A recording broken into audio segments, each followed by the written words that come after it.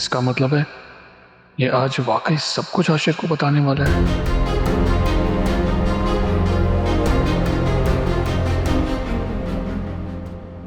अस्सलाम वालेकुम।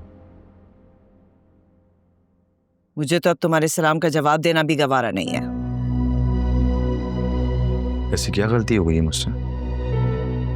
आइंदा तुम ना मेरे ऑफिस आओगे ना मेरे घर। पेमेंट जहां कहोगे तुम्हें पहुंचा दी जाएगी। लेकिन इस नाराजगी की वजह जान सकता हूँ?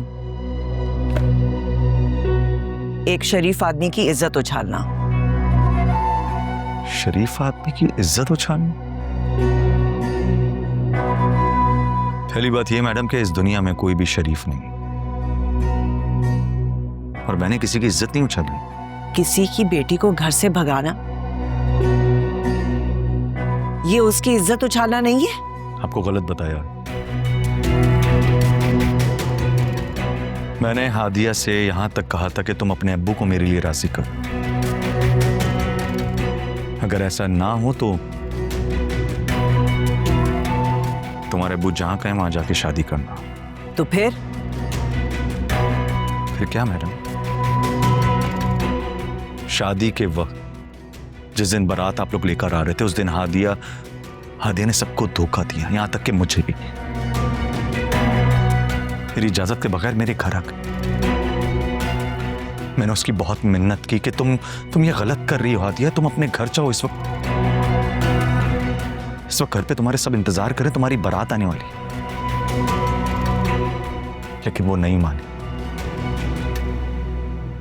यहां तक कि मेरे पैर पकड़ के बैठ गई। कहने लगी मैं अपनी जान ले लूंगी लेकिन यहां से नहीं जाऊंगी, मैं तुम्हारे सिवा किसी और की नहीं हो सकती।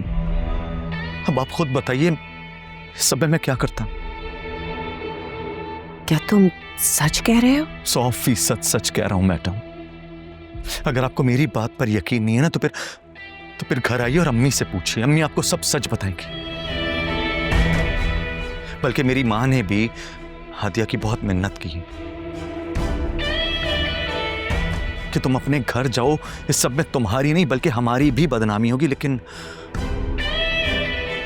वो नहीं मानी। मगर हादिया के घर वालों ने तो हमें कुछ और ही बताया था। आप वो सारी बातें छोड़िए मैडम, आप आइए ना किसी दिन मेरे घर आइए और हादिया से खुद पूछ लीजिए।